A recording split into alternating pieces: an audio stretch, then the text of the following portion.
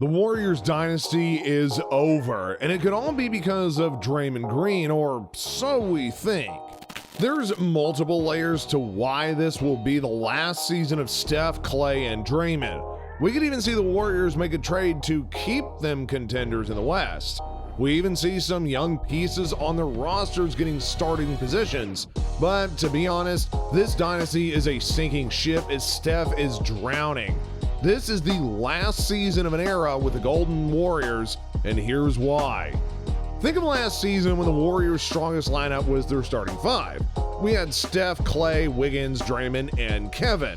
Now fast forward to this season, and it's been one of their worst lineups according to efficiency and the plus minus. It's pretty crazy how much has changed in a year. With Draymond Green recently getting suspended indefinitely, that is until he agrees to the quote-unquote league and team conditions, his physical altercations need to end or his basketball career is over. Draymond takes up a good chunk of the Warriors' cap space because of the extension that he signed right after Golden State traded away Jordan Poole.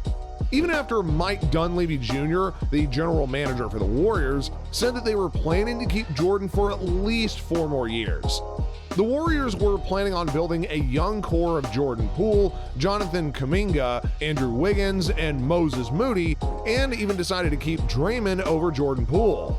But despite all of that, the large contract and the suspension, Draymond played very well for the Warriors this season, having career highs in three-point percentages and player efficiency ratings. It's just that the only thing changing is Draymond's attitude, and he needs the opportunity to do that.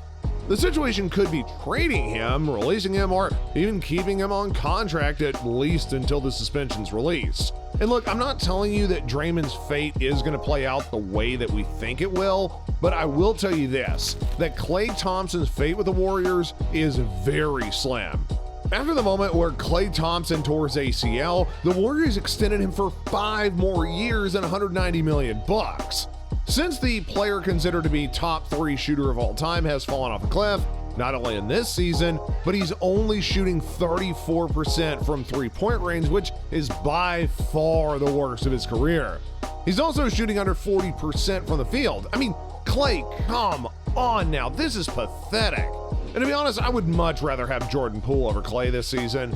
He has even been asked by reporters about him possibly getting benched, which really doesn't happen all that often, if at all. If the front office doesn't trade Klay before the trade deadline, then I wouldn't bet my mortgage that he won't be wearing a Warriors jersey next season.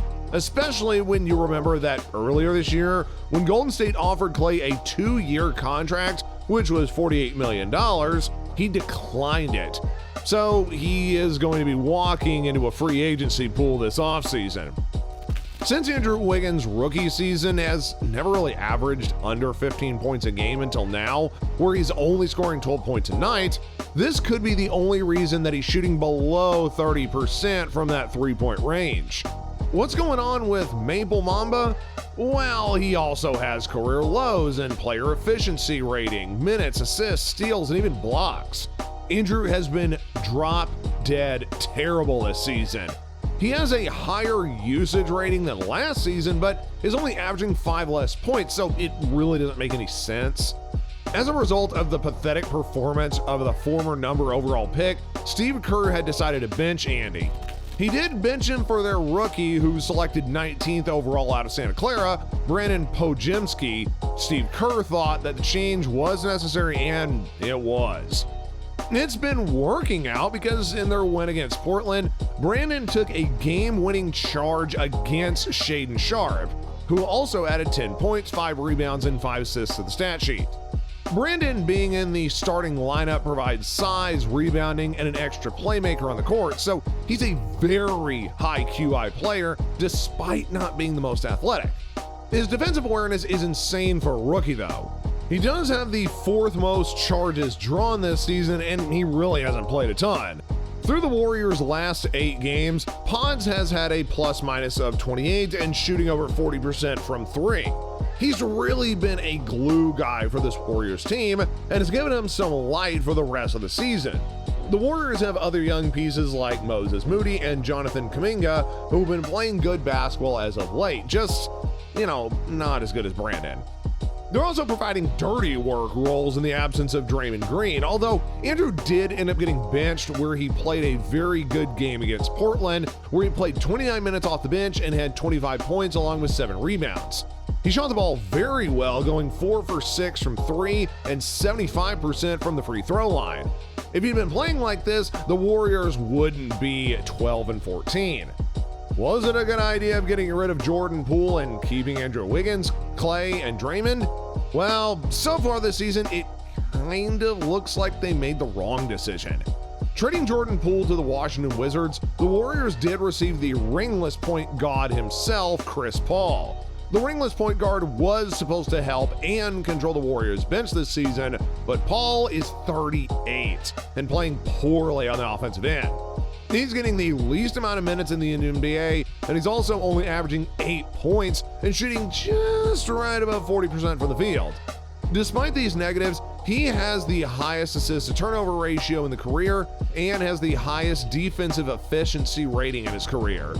But between Draymond, Andrew Wiggins, CP3, and Klay Thompson, they make up about 60% of the Warriors' salary cap. That is insane for Golden State to pay each of them over $20 million a year. Then for them to either underperform or not be on the court is really a waste of cash. The Warriors need to start searching for trade partners and making strategic moves to make them at least a somewhat title contending team, because as of now, they aren't even touching that. They are currently 11th seed in the West, which means they aren't even in the play-in tournament right now. The thing they have lacked all season is size. The tallest player on the team right now is Dario Saric, and really, Saric just isn't even a big man. Rather, he's more of a stretch forward, if you can call it that. They do have Kevin Looney, who does average about 8 rebounds a game, but he's 6'9". They need some interior presence, rim protection, and defensive versatility. The Warriors average the 3rd least amount of blocks, 4th most turnovers a game, and they are bottom 10 in field goal percentage. Maybe the rookie Trace Jackson Davis could be the answer. With him being a very high-level athlete and bringing strength straight out of Indiana, he fulfilled Kevin Looney's role in the game against the Trailblazers. Despite only playing 18 minutes, TJD had 14 points, 8 rebounds, and a block. So Brandon and Trace can help pull the Warriors out of the hole they dug themselves into. Or maybe not. Well, with all the new and fresh-faced young talent to this roster and the poor team's success, this has to be the last year of Steph, Klay, and Draymond together. It is an end of an era. With Draymond having no timetable on when he's going to be back, and we don't even know if Mike Dunleavy is looking to trade or even release Draymond, the same thing could even be said for Klay if he keeps performing like he is. To be honest, I wouldn't be shocked if he was out of the window before the trade deadline. Andrew Wiggins and Chris Paul are also trade pieces to be able to keep an eye on because of their large contracts and poor performances. To be honest, Golden State could ship anyone away at this point, but for now, we will see you in the next video.